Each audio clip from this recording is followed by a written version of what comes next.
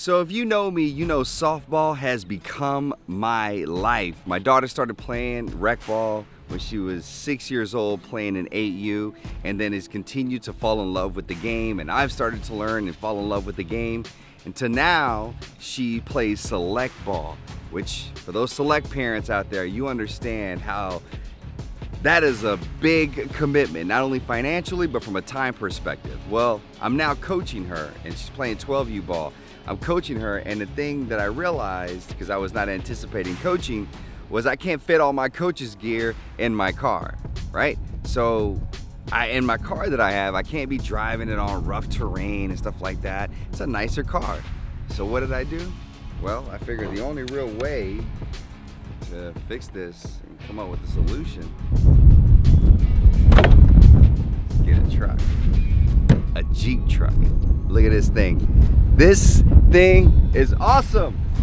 I love it because you could, when it's nicer out, this is too hot, but when it's cool and it's a breeze, you could take the top off. It gives you enough of a bed, just enough of what I need to throw all the softball gear.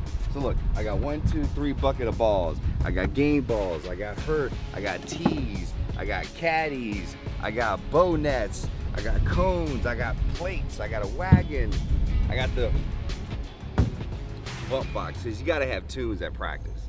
You can't just have practice with no tunes. You gotta jam, all right? So this is the thing the girls really care about, is making sure the jams are on point.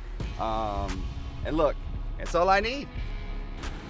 Boom, Mojave. You should have seen me driving to practice the other day. Nothing stops me now. Softball is life.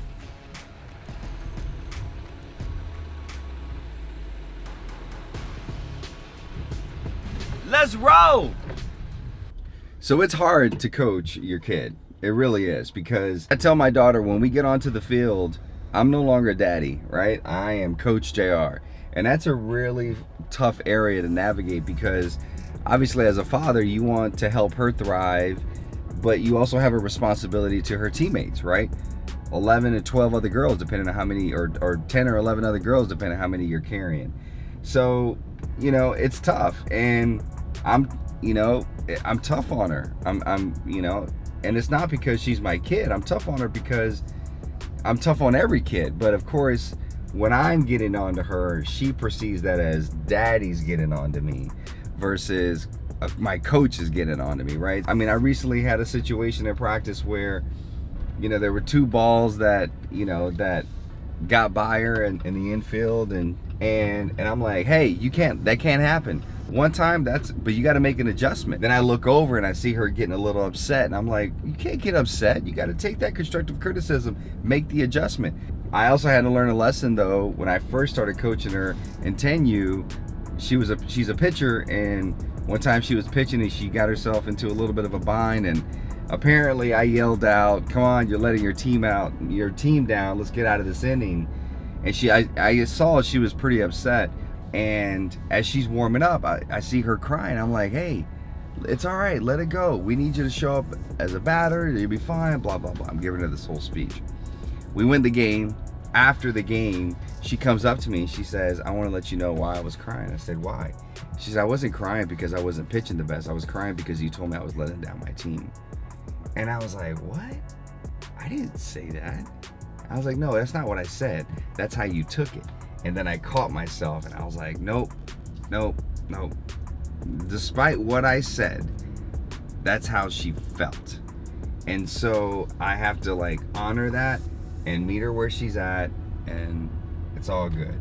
And, we hugged it out or whatever, but literally the other day when I got on to her at practice and said, hey, you can't miss those 2 balls that are coming at you like that.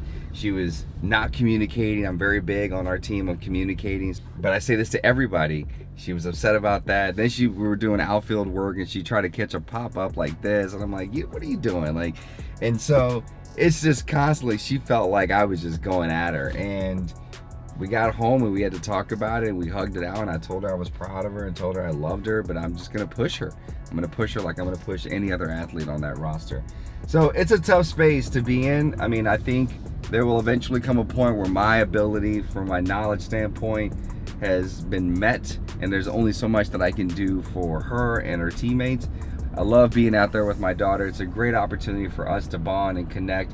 And honestly, she's proud to have me as her coach, because she, you know, the kids, you know, I'm a big kid, so I gravitate to the kids gravitate to me. You're just trying to teach them, as I say to them frequently, I'm teaching you, we're exposing you through to life just through the lens of the softball field, the game of softball. That's it. I love it. It's great. It takes up a lot of my time and my energy, because I'm also a little bit of a perfectionist in the sense of where no matter what it is that I do, I want to do it all out. I want to do it the best of my ability. So I spend a lot of time with my coach, just doing research and figuring out, you know, what are different things that we should be implementing, asking a lot of questions, understanding, especially now from a pitching standpoint. Oh, it's so much more complex now. So much more complex now. But we're doing it.